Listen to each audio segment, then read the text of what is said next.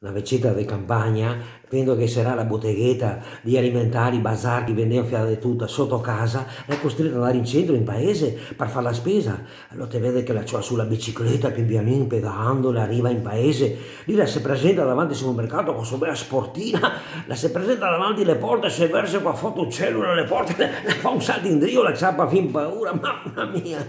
La arriva dentro, la comincia a parlare di qua e di là, corsie lunghe che ne finisce piene di roba, gente che avanti in drio, quei carei, quei borse, tutta spaesata, la comincia ad andare avanti in drio, ormai non si capiva neanche capì, un commesso la vede lì che l'ha un fia persa. Scusi signora, ha bisogno di qualcosa? Cerca qualcosa? Oh, giovanotto, sì, sì, adesso devo cercare la carta igienica.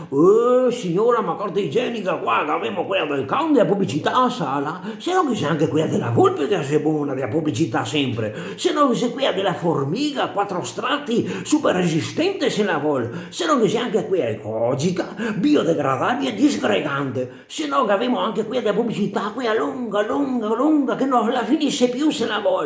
E scusi, giovanotto, ma quella per le tasse il culo mi la fa più?